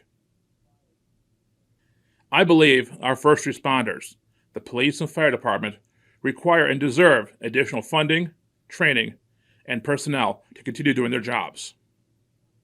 I believe in transparency in all levels of government, wherever and whenever applicable. I also believe we need to reinvestigate the Open Meetings Act. The city charter does cover the Open Meetings Act, but does not enforce it. And there are certain issues we need to address regarding the charter and the Open Meetings Act regarding to council meetings and other meetings. Meetings between elected officials and private citizens should be private, but meetings between elected officials should be public and have public knowledge and public access. In regards to transparency, I believe in transparency in all levels of government, wherever and whenever applicable. Transparency is possible except in very sensitive content or private situations. A better and more refined process of checks and balances for the actions and decisions of elected officials is required. The City Charter Commission should look into that and determine what we can do to better recommend that and better move that forward. That also applies to the Open Meetings Act. The City Charter does talk about the Open Meetings Act, and it has been discussed in certain areas that perhaps some of our elected officials and meetings are in violation of that. Though the city charter will look into that. Well, I'm going to tell you why citizens vote for me. I'm a Dearborn resident. I'm a business owner. I'm a chamber member. People know me around the city here. I walk around the city, I got a camera. I've shot stuff for the city of Dearborn. I've shot stuff for the Press and Guide and Times Herald. You've probably seen me at city events walking around with a camera. I know the city. I know the people. I produce videos for Positively Dearborn, a Facebook page that promotes everything positive in Dearborn. Why should you vote for me? Because I'm like you. I'm a citizen in Dearborn who's concerned about my city, my government, local business, and education. There are matters in the charter that ought to be looked at and discussed. The city charter has not been revised in almost 10 years. The city of Dearborn has changed dramatically in those 10 years. A lot of things have changed. We need, as citizens, to look at the Dearborn City Charter and evaluate it and make amendments and recommendations to move it forward into the next century, into the next future. We need to look at our city charter and move it forward in the future. Move our city forward. Move our government. Move our businesses. Move our people forward. Hi, I'm Richard Alaziz, and I'm running for the Dearborn City Charter Commission. And I'd like your vote on November 2nd. I've been asked a series of questions, and I'd like to answer those and give you my feedback. Some of the changes I'd like to make regards to the mayor and potentially term limits is that I think there needs to be more checks and balances on our government officials, not only the mayor, but also the city council. There has to be more transparency as well. One thing that I'm kind of offended by is that in Section 3 of the charter, the mayor is able to appoint an entire ethics board on his own, which really does not give any transparency or ethical value to that board. So I'd like to see some changes like that. Really, it has to work, the charter has to work to provide a solid and transparent government for the people of Dearborn. Also, term limits. I'm not against term limits. I think that we don't want in Dearborn a fiefdom or a kingdom. We need to be able to limit the exposure of certain individuals. Sometimes you may have a great individual and you may want them there forever in their position, but that doesn't always work for everyone, and not everyone is the great official that you hope they will be. So term limits will protect us as the people, even though we may lose out at some point from a great individual from having them in place for a long time, but respectable and decent term limits would make sense for all of us. So, would I be willing to remove the police and fire minimum staffing levels in the current charter? Well, it has to be removed because it's out of bounds with the current state law. It's something that has to be updated. That's one of the problems with our current city charter is that it is outdated and it needs to be brought up to date. That's why we are revising it. We also have to make other changes to the charter to bring it in line, not only with bringing it up to date, but also putting in certain provisions that protect the citizens from perhaps outrageous government or government that's not transparent enough. When we talk about funding of police and budgets, for the fire department, those are issues that are really handled by the city council. They manage the purse strings for Dearborn. That's not in the charter or the charter's purview to look into that in essence, but the tools that can be given to the city officials to make those decisions can be in the charter. So I wouldn't put a specific number. I wouldn't talk about specific levels of funding, but I would make sure that the language of the charter provides the proper tools for the city to make proper decisions for all of us as residents. I believe that all of us have the abilities to do great things here in America and the city of Dearborn. Some people are limited because they don't have the native language of English. And many people don't understand that America does not have a formal instituted language. We come from different backgrounds. We have diverse abilities and knowledge, and many of us have different languages that we speak. And many people come from overseas and they start with a different language before they learn English. So I think it's very important that a lot of our city information and codes, references, are in multiple languages so that we are able to reach and provide open opportunity from people of very diverse backgrounds to engage with our government. So yes, I agree, we should have multiple languages for any government documents, as long as it's not oppressive in funding to make that happen, but I think we can make that work. So running from the quote from Jimmy Carter, I'll say that we do have to have a transparent, open, informative government. And through the charter, we can give the tools to our government officials to make sure that they do operate in a fully transparent and ethical manner.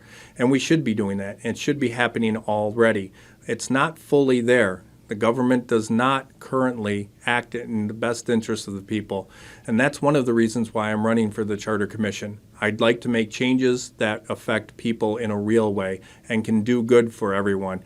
We need a charter that puts checks and balances in place to make sure that our government officials act appropriately and treat people fairly with equality and concern. So I echo Jimmy Carter's sentiments. When it comes to increasing tax millages, that it really, again, is under the purview of the City Council, maintaining the purse strings for the city. In the charter, I don't think it's effective to mandate strict levels of funding because funding levels change depending on different circumstances. As we've seen with the COVID outbreak, there have been a lot of changes in our society. And those changes have affected tax revenue and other implications. So if we were to put or install a set number of tax revenue in the charter, I think we could be hamstringing our government from operating appropriately. But again, we can provide the tools on how millage money is used and how the government would appropriate and benefit the citizens with those funds. So I'd like everyone to take a chance to vote on November 2nd. No matter who you choose to vote for, I'm hoping you'll vote for me because I want to do what's in your best interest.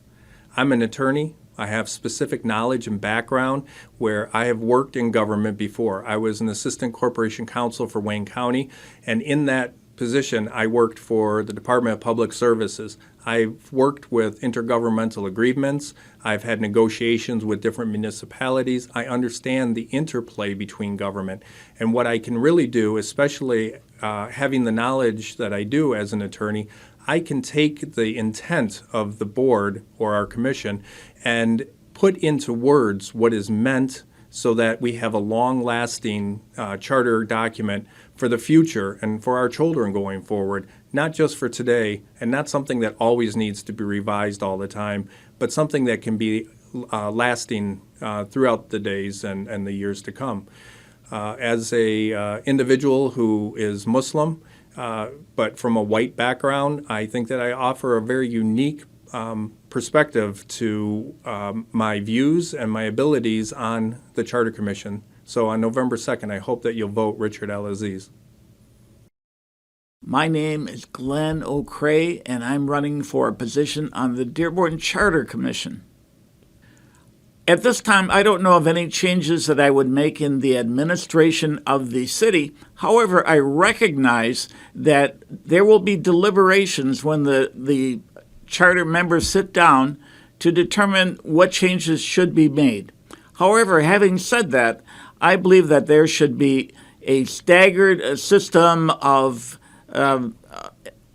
establishment for the members of the council so that they are not all elected at the same time. As well, I think that there should be regional representation, and one of the reasons for that is because right now to run a successful campaign for the city council costs a lot of money. If we divided the city into districts, it would cost substantially less. Every part of the city could be represented. I would be willing to remove the requirement for minimum staffing that is present in the city charter. It gives the city administration and the council much more flexibility in terms of funding. I believe that the number one obligation of a city is to protect the citizens. Sometimes the police budget should go up and sometimes it should go down. I think that the city should make the records available to the population in the language that is appropriate for them. If the records are not in a language that the resident can read, they're of no value. I believe that we could work together, and that's one of the themes of my campaign. When all's said and done, the number one concern is unity. We have a right as a city to correct information and transparency. And one of the things that it seems so simple, and we see it a lot when we, for example, go to the hospital, is we evaluate the hospital at every step of the way, and I'm suggesting that we do that when we encounter city services as well. When we go to the city clerk's office, we should be able to indicate, was I happy, was I not happy? And that information should be made public. Now, taxation, that's a difficult subject. We wish to maintain the same city services that we do right now, but we don't want to see our taxes go out of sight. So it's a juggling issue, but I believe that tinkering with the city charter can reduce taxes. I believe that anybody who has ever gone to Henry Ford Community College should vote for me. I believe that anybody who is at all interested in history should vote for me because I've been tied in to the Dearborn Historical Museum for, I think, 10 years. I've edited 6 books or co-edited 6 books about Dearborn and about Dearborn residents. I have a pretty decent level of integrity. I'm actively involved in the community. I was the chair of the Dearborn Historical Commission. I'm an officer in the Museum Guild of Dearborn. I'm an officer in the Morley Area Residents Association. I helped found the Arsenal Riverbend Research Group. I co-edited with Mary Assell a wonderful book, Building America, Immigrant Stories of Hope and Hardship. It's a great book, and it really touches, I think, the soul of a lot of Dearborn residents who are either immigrants or their parents were immigrants. It's a great book. I think that my mother would say, he's not a bad guy, vote for him. That's my story. I hope you like it. I hope it's brief, but I hope it's meaningful. Thank you.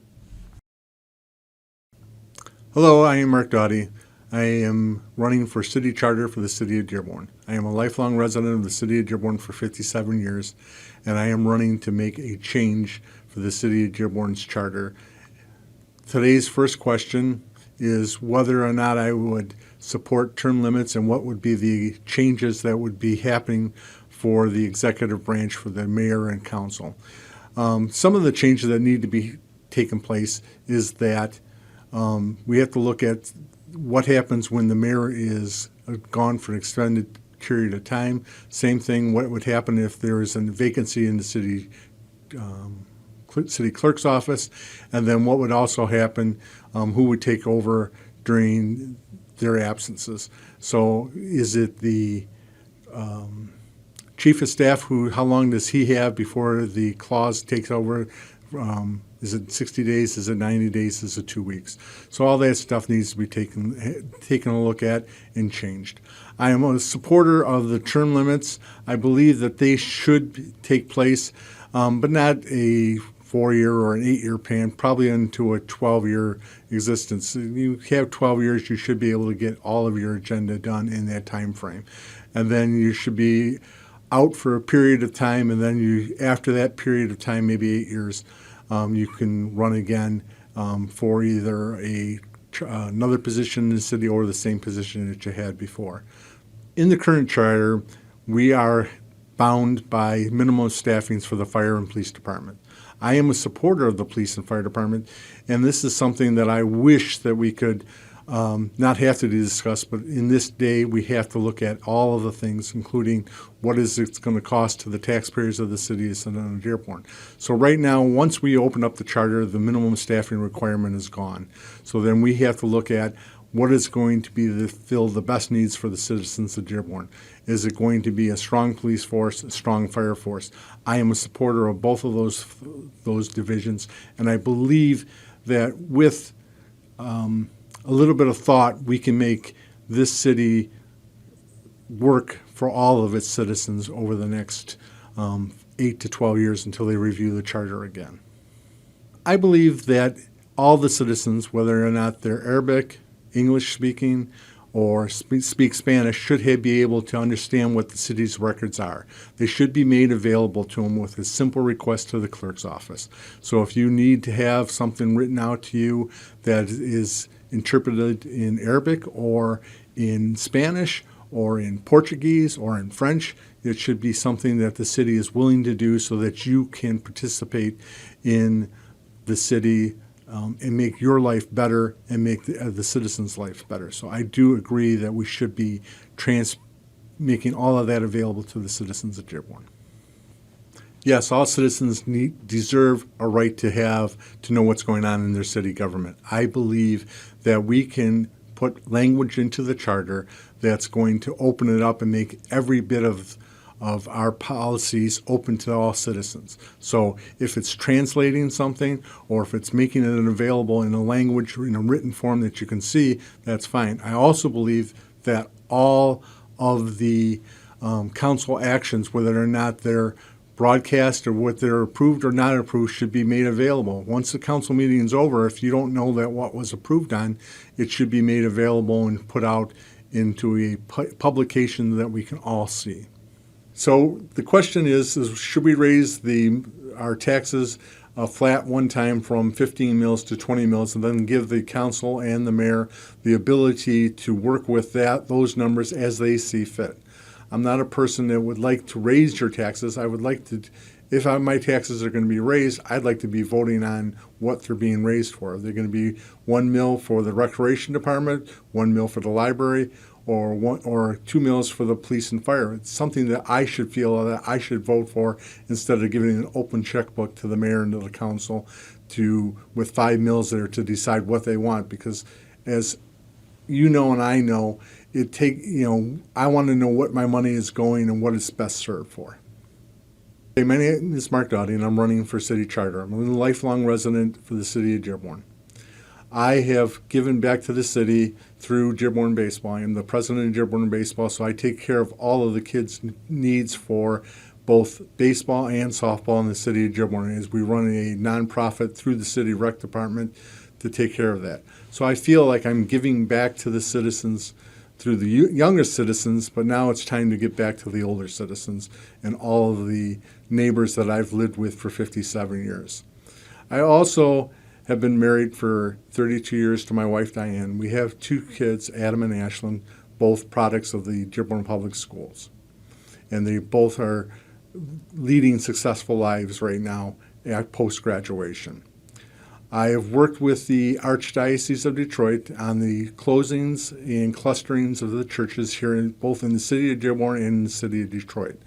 I've worked as a consensus to get both of those with groups of people to get those to what's working best for those churches. So I have a feeling that I know what's needed in the city. In my present day, I am a operations manager for the Ambit Land Surveyors. We do civil engineering and land surveying, and we have many projects, many clients throughout the Metro Detroit and Wayne County. We also have some, contracts with Wayne County to do surveying and engineering. So I know what it takes. I know what it takes to do flooding. I know what it takes to get pipes in the sewers to work. I've been doing a little bit all that all my life.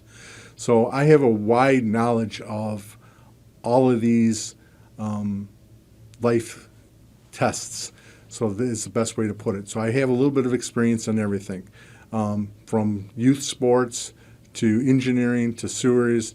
I'm also a licensed builder. So I have a knowledge of building and how buildings and houses get built and what's the best use for all that. So I have a wide knowledge that's best for the city charter, and that I feel that I can focus 9 individuals to put the best charter before the citizens of the city of Dearborn. Thank you. Hi, I'm Laura Dudgeon.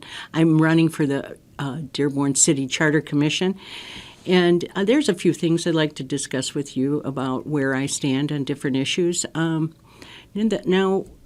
I think that the mayor and city council and those offices might need to be addressed a little bit more in the charter. We would need to, some people would say we need term limits because we've had such a history with so few mayors. I personally don't believe in term limits. I believe your term limit is your vote. And in fact, the Dearborn residents have voted out different judges, but they don't seem to vote out a mayor. So if the Charter Commission decided as a consensus that they would want to put in term limits, I would go along with what the consensus is. And then we would probably work on what would be the length of each office's limits. So that would be one of the, I think, big discussions we'd have in the city charter. Another would be the minimum staffing for the police and the fire. That because of the charter opening up, we know that's going to go away. And I think that by eliminating the staffing for the police and fire, we're also going to open up that budget and make it a little more flexible for us to apply those monies to different services or maybe new programs. But that would be something that we'd have to work on as a charter and come to a consensus. There are certain requirements that I think that we should address as far as making the city hall and the city documents available to everyone. And there are language barriers in this city, and I think we need to have more of our city publications printed in Arabic as well as in English. That is only fair to our tax-paying residents in this city. We need to have transparency and information within the city government. The best way is to have both languages out there. There's our transparency, but I'd also like to see transparency and information from all areas of the city. I think that zone representation or precinct or district representation for the council should come from every corner of the city. I think that needs to be addressed in the city charter to open up the council to all areas of Dearborn. We also have big issues with the property taxes in Dearborn, and being that I was on the BRICS program, which was the committee for the schools, and we brought forth a bond to maintain our schools, and the citizens did not want to, they voted it down. They said no, they do not want any kind of increases in the tax base, and that is what we should be representing, is what the citizens want in this city, what their needs are, what their wants are. We're only their pathway to that through the charter. So I want to listen to what all the citizens want and work on the top priorities for the city. I'm here to ask you for your vote. I think I would do you quite a service because I would represent you. I have been in Dearborn for about 35 years. I chose Dearborn.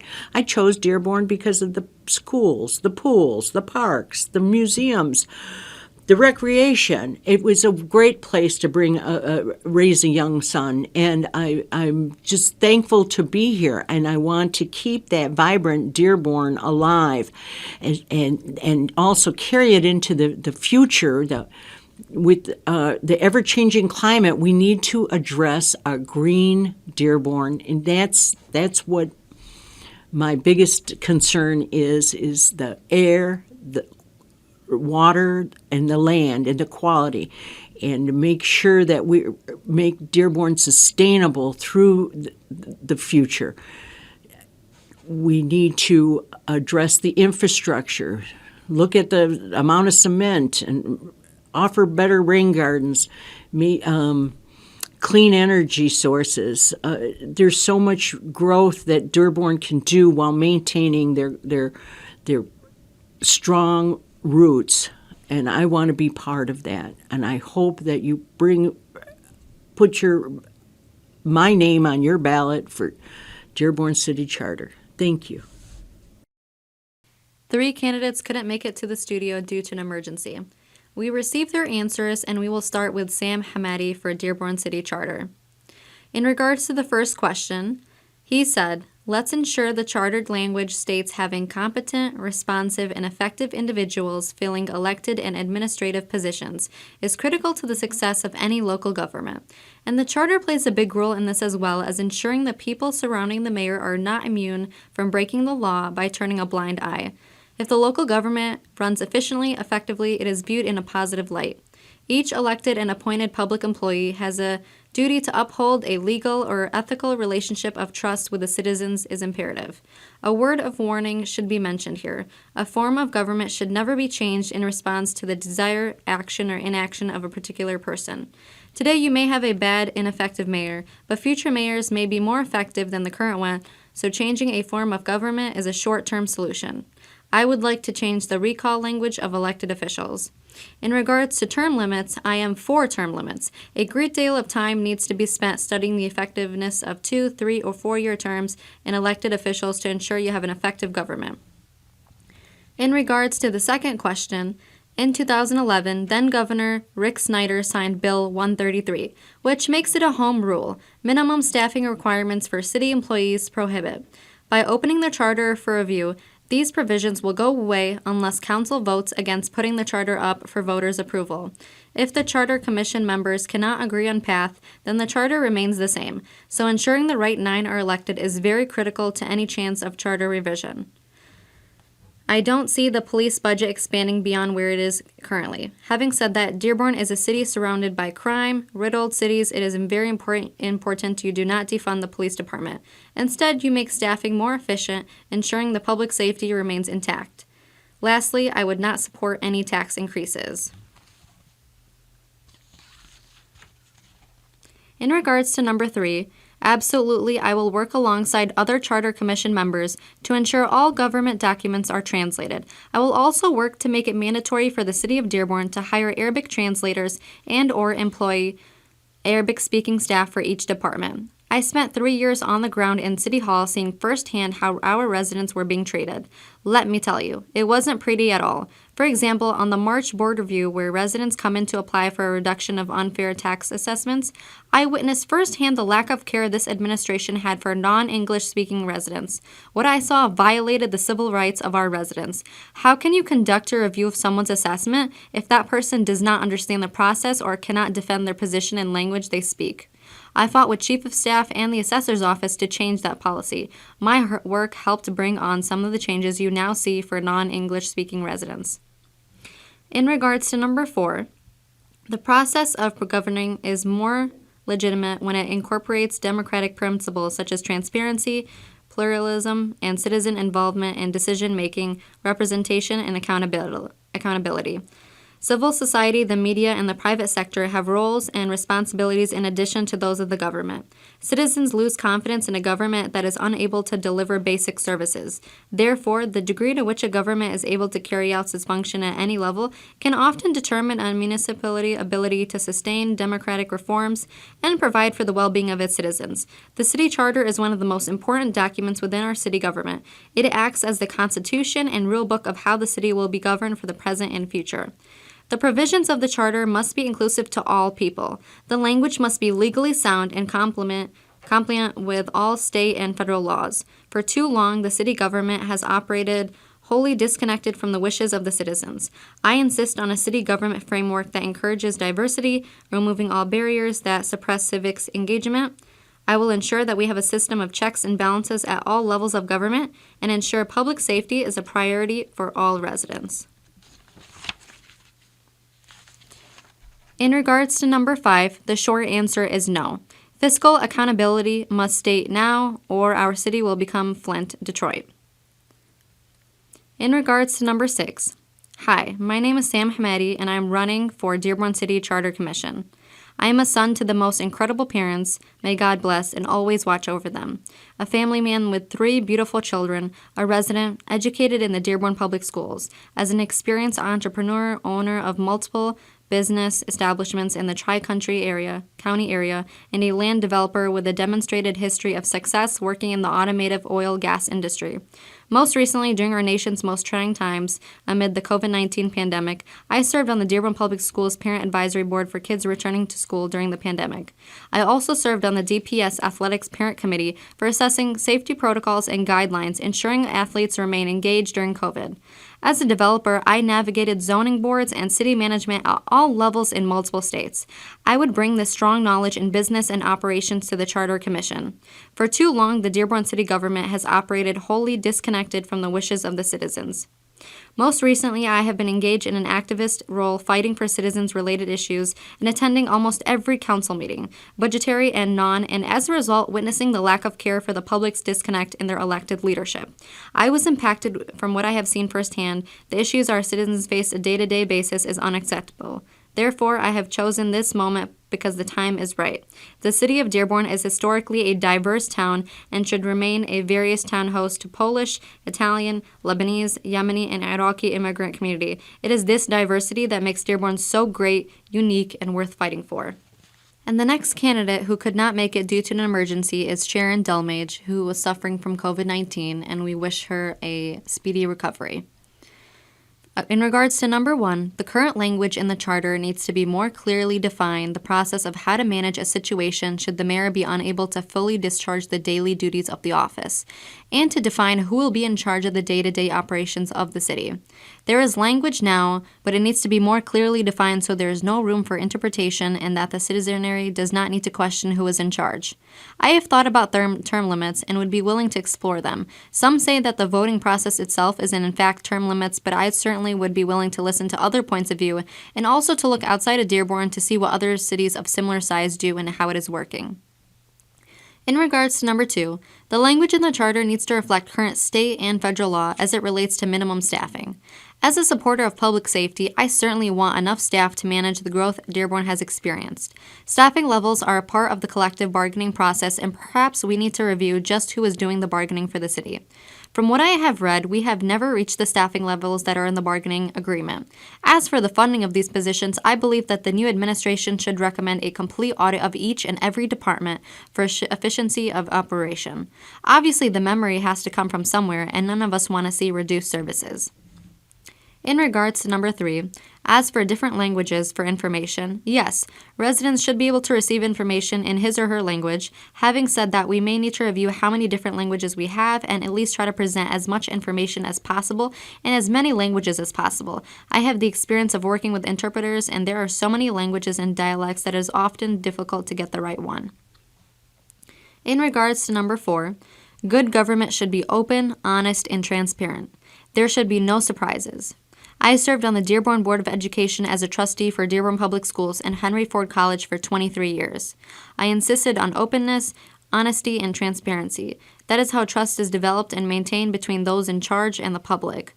I also understand that at times it may be impossible to present everything at the time due to pending litigation, human resource issues, and sale of property, but to every extent possible, all information should be a matter of public record. In regards to number 5, I would really have to think about raising the mill rate from 11 to 25 because our taxes are already so high. We enjoy our services and certainly want to maintain and or improve public safety. As mentioned previously, I would hope the new administration would be willing to audit each department for efficiency of operation. While I am sure that all think they are working bare bones, there is always room for improvement and savings. While on the Board of Trustees, we hired Plante Morin to come in and audit the operation of each department and make suggestions. This resulted in improved operations as well as a cost saving, so I certainly would want to do that if possible. So perhaps a short-term increase would be recommended to allow the auditing process to occur. In regards to number 6, I'm asking for your vote. I believe that my experience on the Board of Education and serving on the policy committee for all of those years positioned me to step into the role of commissioner. I have been active in Dearborn politically and involved in the community for years for service organizations and the Dearborn Area Chamber of Commerce. I am a consensus builder, willing to listen respectfully to all points of view, yet I'm also able to stand up for what is right and voice my opinion in a respectable manner. I am detail-oriented and believe that the language in the charter should leave no room for interpretation. I believe that I would be an asset to the commission. The final candidate who could not make it down to the studio due to an emergency is Kimberly Ismail, and our team sends our regards to her passing of her mother. In regards to number 1, I am in support of a combined executive and administrative effort to come together to consult and deliberate in the decision-making of the enforcement of city laws and ordinances. I support and would propose steps to implement and ensure fair representation by zip code for city council members. I would work to support joint appointments by the mayor and city council members for boards and commissions. In regards to term limits, the implementation and advantages of term limits would have to be reviewed and carefully deliberated by the Charter Commission members. Adding the term limit question to the ballot for voters to decide is an alternative option that would also need to be discussed and approved by the Charter Commission before any action would be implemented. In regards to number 2, removal of any staffing from the current charter would be subject to a full review of the current state and staffing requirements that were originally implemented to identify any gaps, excess, or circumstances that require adjustments. The results of the review would then necessitate the proper action to be agreed upon and carried out by the decision of the Charter Commission. And we are not in support of budget increases that would compromise vital city services that would negatively impact our residents. In regards to number 3, I am in support of allowing opportunities for all residents to obtain public records and information in multiple languages. In regards to number 4, transparency is critical in protecting our residents. Ensuring this transparency is an ongoing initiative that will require continued investment in the right tools and forums. As our digital environment evolves, employing cost-effective projects that allow residents to access records and review public documents online is essential in how we scale to accommodate the needs of an ever-growing community. I am in support of leveraging and enhancing existing city online portals. I also support our open city council and charter commission meetings to ensure our residents know we are sensitive and prioritize the concerns and needs brought forth. In regards to number 5, no, I am not in support of increasing the tax millage. In regards to number 6, my leadership experience and continued support of community engagement initiatives qualifies me as a candidate to serve on the Dearborn Charter Commission. I love this city and care deeply about civic engagement and making sure our Dearborn is a Dearborn that everyone is engaged in. We have now concluded the responses from all candidates. Let's hear from our CEO of Americana Web TV and Radio, Afaf Ahmed.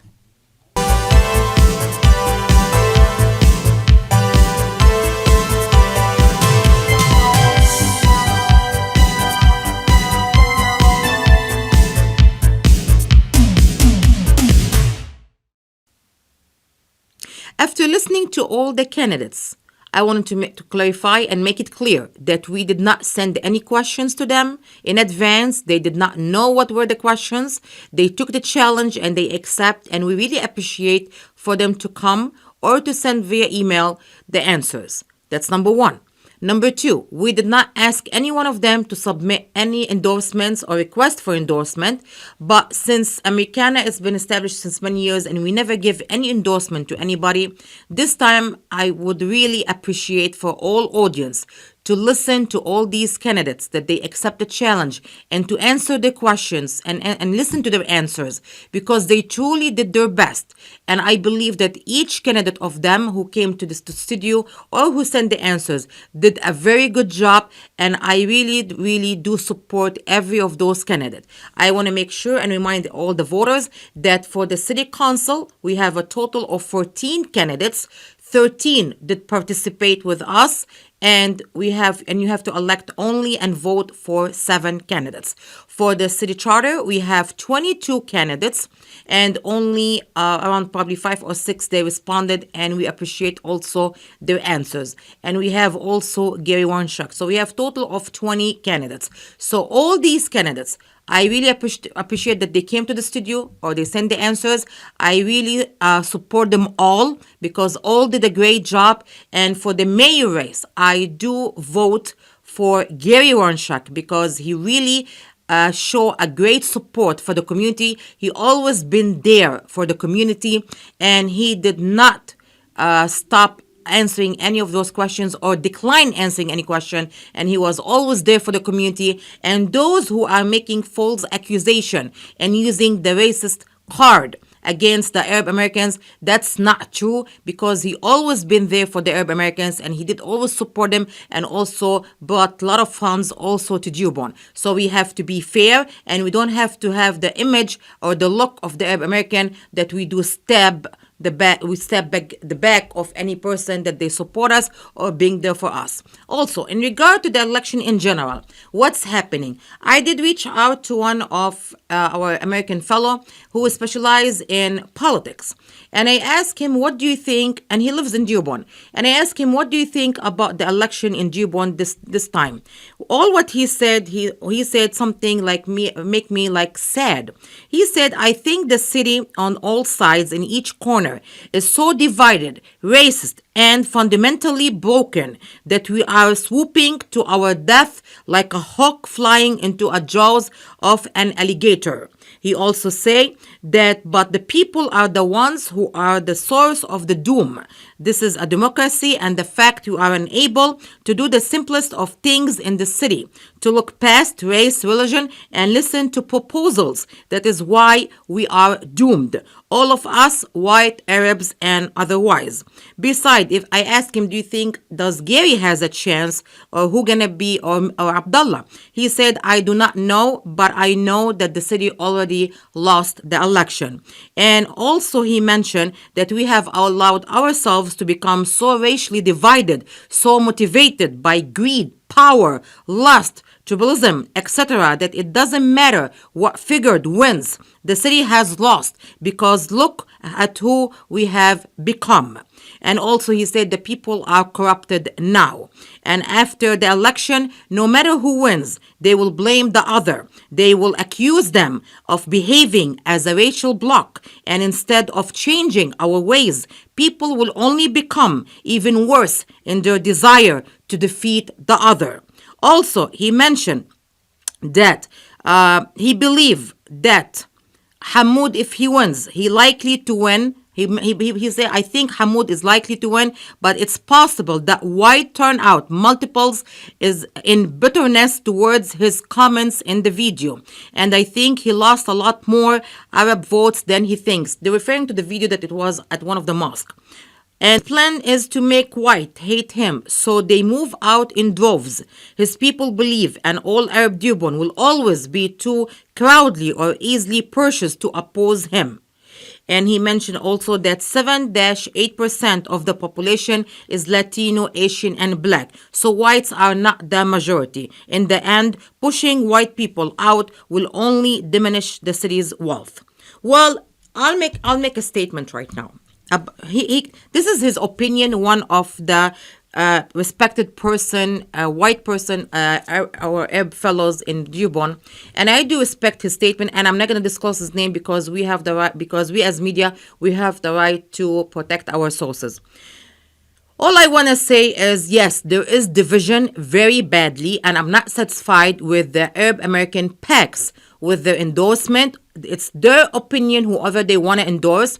But I believe when we have a slate for the Dearborn candidates, Dearborn City Council candidates, where we don't have one white mentioned in that slate, I think it's not fair. I believe that many candidates, they did great, who are running or whoever is on the board right now. And I believe we have to have diversity in our slate. So what happening is right now, it's not fair. Also, Khalil Uthman, who is running for City Dearborn Council, he also published a flyer, and we're going to show it right now, where he's saying that those slates for the Arab American, they go and telling people to go only vote for only the Arab candidates. Well, let me tell you this. This city, we have to protect it. And every person has the right to run for an office, and we have to have diversity in our seats. We cannot just have all Arabs. We cannot have all Latinos. We cannot have all Americans. We have to have diversity. And the most important thing, we have to vote for those who are qualified, not based on the race, not based on religion, not based on any color, nothing. It's based on their sincerity, their experience, and the honest and the respect and everything. So I believe, yes, there is a huge division. Yes, there is a problem right now that people cannot go out, especially in East Dearborn. For Arab Americans, they cannot say, oh, I'm endorsing or I want to vote for, for example, for Gary. I cannot vote, for example, Leslie, and I cannot put her sign outside. I cannot say it. They cannot say because they're scared that they're going to get attacked, that you are turning your back on the community. And I'm one of them that they called me and they say I'm turning my back also on the community. No, I'm not turning my back. I've been there for my community. And I believe that taking away the right for the other non-Arab candidate to be on the slate is not fair. We have to work. We have to work hard. We have to work together to better improve our city for our children. So what happened right now, there is a huge division between the Arab American votes and between also the voters and between the white voters. So we need to come together.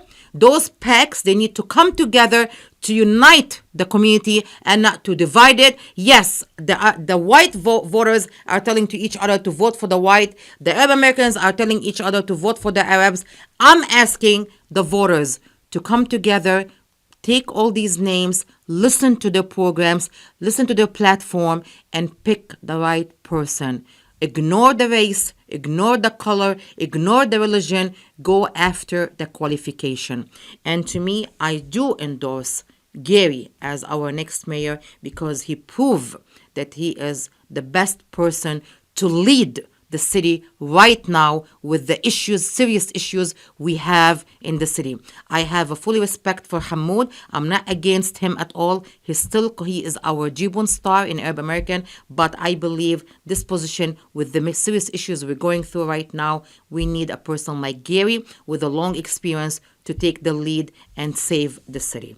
I hope this documentary did help you all, and I ask all the citizens to go out and vote in November 2nd, and I ask all the PACs to work together and stay away from the division, and I ask the community to be united no matter what's your background.